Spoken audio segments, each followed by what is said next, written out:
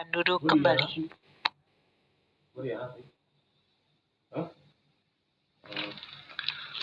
Kita mulai ya.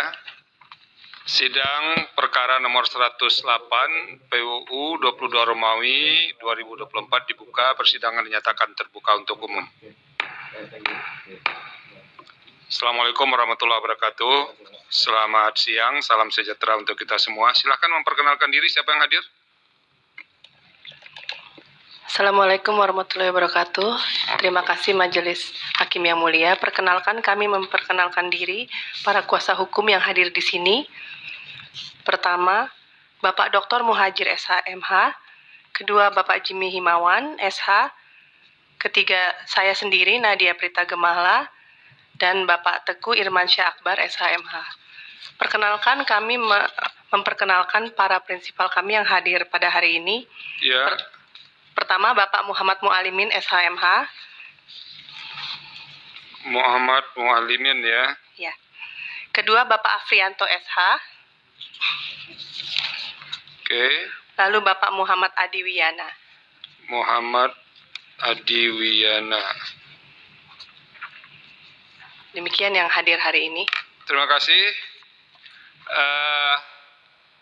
Permohonan saudara di Mahkamah sudah diregistrasi dengan nomor 108 dan seterusnya tahun 2024. Sekarang kita sidang pendahuluan dengan agenda mendengarkan pokok-pokok permohonan pemohon, dan setelah itu akan ada nasihat dari majelis panel, dan untuk penyampaian pokok-pokok permohonan dipersilakan menyampaikan, jangan dibacakan ya. Kalau dibacakan ini bisa jadi panjang ceritanya. Cukup bacakan pokok-pokoknya saja karena kami sudah membaca apa yang disampaikan dalam permohonan. Bahkan kami masing-masing sudah punya catatan yang mau disampaikan.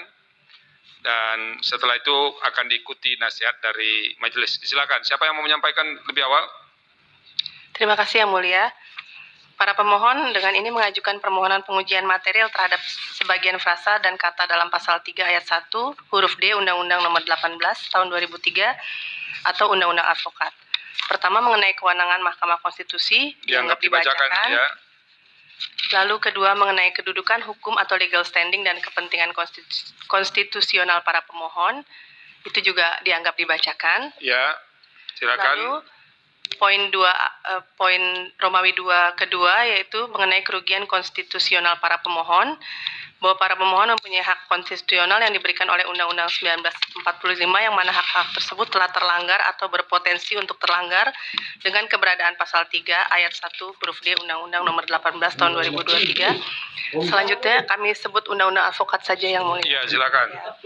Yaitu di pasal 27 Undang-Undang Dasar 1945. Selanjutnya, hak untuk dapat bekerja secara terjamin, makmur, dan diperlakukan sama sebagaimana bunyi pasal 28D ayat 1 dan 2 Undang-Undang Dasar 1945. Lalu hak untuk mendapat kemudahan dan kesempatan dalam berkarir dan bekerja sebagaimana dijamin dalam pasal 28H ayat 2. Lalu hak untuk mendapat perlindungan dan bebas dari perlakuan diskriminasi sebagaimana yang tercantum dalam pasal 28I ayat 2 dan ayat 4. Lalu bahwa pemohon 1 sampai dengan pemohon 8 sebagai perorangan warga negara Indonesia merasa dirugikan hak konstitusionalnya untuk mendapatkan jaminan dan kepastian hukum dalam bekerja, yaitu berkarir di bidang profesi advokat, atas berlakunya pasal 3 ayat 1 huruf D Undang-Undang Advokat. Dikarenakan pasal tersebut tidak lagi memadai atau tidak relevan, sehingga dianggap menghambat dan menimbulkan kerugian konstitusional yang nyata dan tidak terbantahkan kepada lulusan baru berijazah sarjana yang berlatar belakang pendidikan tinggi hukum. Lalu dengan berlakunya pasal 3 ayat 1 huruf D Undang-Undang Advokat, para pemohon merasa mahasiswa hukum di Indonesia yang lulus cepat di umur 20, 21, dan 22 tahun akan terpaksa menganggur setelah menjadi sarjana karena untuk disumpah menjadi advokat harus berusia sekurang-kurangnya 25 tahun. Bahwa para pemohon merasa dengan diberlakukannya pasal 3 ayat 1 huruf D Undang-Undang Advokat membuat mahasiswa hukum di Indonesia tidak merasa perlu lulus dengan cepat karena tidak dapat menjadi advokat sebelum 25 tahun. Bahwa para pemohon merasa dengan berlakunya pasal 3 ayat 1 huruf D Undang-Undang Advokat secara langsung maupun tidak langsung telah menimbulkan rasa malas dalam diri mahasiswa, memicu adanya pengangguran di kalangan sarjana baru hukum, melarang pemuda Indonesia berlatar pendidikan hukum untuk berkarya di bidang advokat, dan menimbulkan diskriminasi yang melawan fungsi UUD 45. Lalu pada hari Minggu 23 Oktober 2022, Presiden University telah menyelenggarakan wisuda ke-17 untuk program sarjana dan magister di Presiden University Convention Center Jababeka, Cikarang, Bekasi, Jawa Barat. Dalam prosesi tersebut, diumumkan nama-nama wisudawan yang berprestasi, salah satunya ada Fauzan Junior yang lulus pada usia 20 tahun 10 bulan. Lalu jika setelah lulus S1 sarjana tersebut mesti magang selama 2 tahun berturut-turut, maka umur beliau baru 22 tahun 10 bulan. Ini masih legal standing ya? Iya. Legal standing ke ujungnya saja ya. Jangan terlalu biar kita yang menilai legal standingnya. Oh iya. Langsung ke poin 13 ya, halaman 13. Baik. Atau mulai dari poin 12 boleh, halaman 13. Bahwa berdasarkan uraian dan penjelasan tersebut di atas, menurut para pemohon, terdapat kerugian hak konstitusional para pemohon dengan berlakunya pasal 3 ayat 1 huruf D Undang-Undang Advokat, berupa hilangnya kesempatan lulusan baru sarjana yang berlatar belakang pendidikan tinggi hukum untuk segera menjadi advokat, memicu timbulnya pengangguran sarjana hukum, berkontribusi atas malasnya mahasiswa hukum untuk lulus cepat, dan masuknya para pensiunan polisi, tentara, hakim, jaksa, dan pegawai negeri menjadi advokat sehingga profesi advokat seperti tempat penampungan atau keranjang sampah profesi hukum. Dampaknya, banyak WNI yang memiliki masalah hukum mendapat penanganan serampangan atau tidak profesional oleh oknum-oknum advokat sehingga melanggar kode etik advokat pasal 3 huruf G yang berbunyi advokat harus senantiasa menjunjung tinggi profesi advokat sebagai profesi terhormat atau officium nobile. Bahwa sebagaimana hak konstitusional yang nyata dijabarkan beserta potensial kerugian yang akan dialami lulusan baru sarjana yang berdasar belakang pendidikan tinggi hukum, WNI yang butuh pembelaan advokat, dan bangsa Indonesia secara umum, maka para pemohon memiliki kedudukan hukum atau legal standing sebagai pemohon pengujian undang-undang dalam perkara akuo karena telah memenuhi ketentuan pasal 51 ayat 1 Undang-Undang MK beserta penjelasannya dan syarat kerugian hak konstitusional sebagaimana pendapat mahkamah yang selama ini yang telah menjadi jurisprudensi dan pasal 3 Peraturan Mahkamah Konstitusi nomor 6/PMK/2005. Lalu mengenai alasan-alasan permohonan atau pokok permohonan pasal 3 ayat 1 huruf D Undang-Undang Advokat bertentangan dengan pasal 28D Undang-Undang Dasar 1945, kerangka acuan pemohonan pengujian undang-undang pasal 3 ayat 1 huruf D Undang-Undang nomor 18 tahun 2003 menurunkan batas usia minimal dan memberikan batas maksimal dapat menjadi advokat, kami anggap dibacakan. Ya. Lalu mengenai Romawi 4, perbandingan sistem hukum pengangkatan advokat Indonesia dengan Malaysia, Jepang, dan Belanda. Lalu 4A mengenai perbandingan pengangkatan advokat Indonesia dan Malaysia dianggap dibacakan.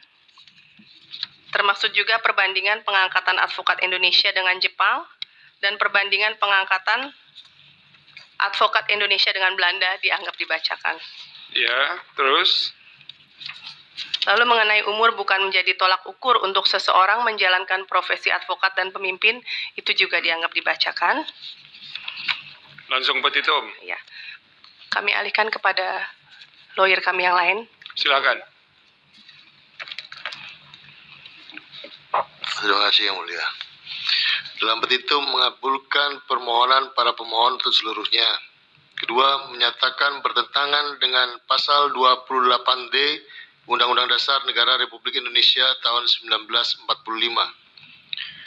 Pasal 3 ayat 1 huruf D Undang-Undang nomor 18 tahun 2003 tentang advokat, sepanjang tidak dimaknai untuk dapat diangkat menjadi advokat harus memenuhi persyaratan sebagai berikut. D. Berusia sekurang-kurangnya 23 tahun dan tidak lebih 45 tahun. 3. Menyatakan tidak mempunyai kekuatan hukum mengikat, yaitu pasal 3 ayat 1 huruf D Undang-Undang nomor 18 tahun 2003 tentang advokat, sepanjang tidak dimaknai untuk dapat diangkat menjadi advokat harus memenuhi persyaratan sebagai berikut. D. Berusia sekurang-kurangnya 23 tahun dan tidak lebih 45 tahun. 4. Memerintahkan agar putusan ini dimuat dalam berita negara Republik Indonesia. Atau apabila Yang Mulia dan terhormat Ketua Mahkamah Konstitusi Republik Indonesia, CQ Yang Mulia dan terhormat Majelis Hakim, Mahkamah Konstitusi, pemeriksa perkara Akuo berpendapat lain, mohon putusan seadil-adilnya. Terima kasih Yang Mulia. Terima kasih sudah menyampaikan pokok-pokok permohonan, terutama tadi legal standing, alasan, dan petitum. Jadi ini yang dimohonkan, norma pasal 3 ayat 1 berkenaan dengan usia minimal ya. Kalau yang ada di sini 25 tahun, itu kemudian diminta menjadi 23 tahun. Lalu batas atas juga ada, tidak boleh lebih dari 45 tahun ya. Ini yang sedang diperjuangkan dua. Satu, mereka yang katanya tadi lulus lebih cepat. Yang kedua, tidak masuk orang yang sudah berusia lanjut. Nah itu, kira-kira begitu ya. Oke, pertama penasehatan akan disampaikan oleh Yang Mulia Hakim Konstitusi Bapak Prof.